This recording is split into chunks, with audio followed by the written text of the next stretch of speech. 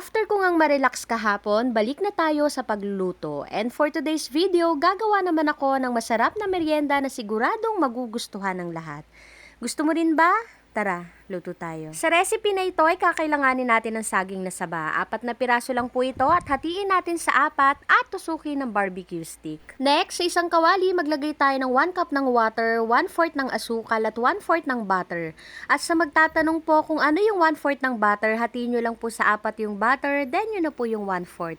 Isalang lang natin ito sa kalan at hayaang kumulo. At once na kumukulo na, hinaan na po natin yung kalan at maglagay na tayo ng 1 cup ng all-purpose flour.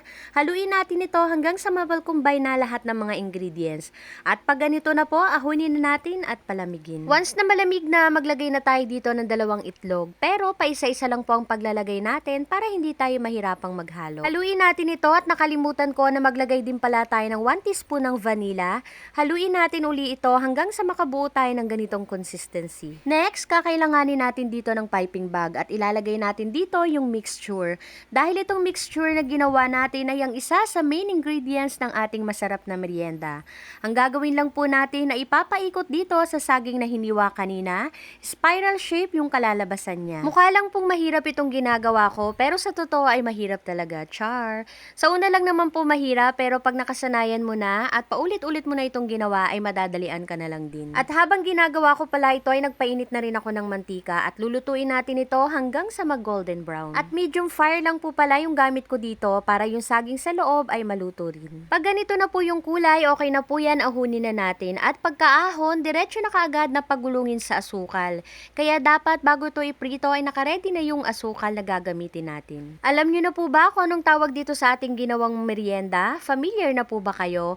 Ito ay tinatawag na banana churros. Promise, sobrang sarap nito.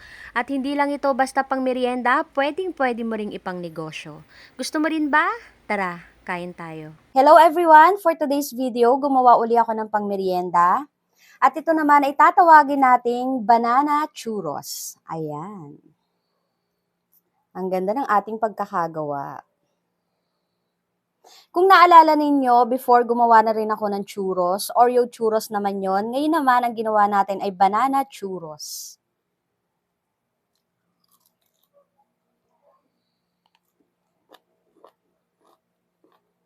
Ang sarap. Crunchy yung churros niya. Then yung saging sa loob naman, ang lambot.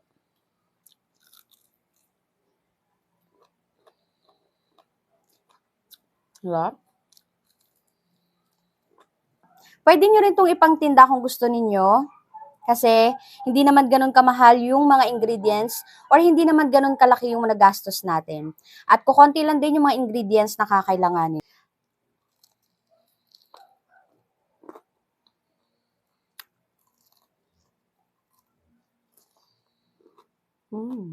So kung gusto niyo naman ng kakaibang merienda, kung mahilig kayo sa churros at mahilig din kayo sa saging, try niyong pagsamahin, promise. Sobrang sarap.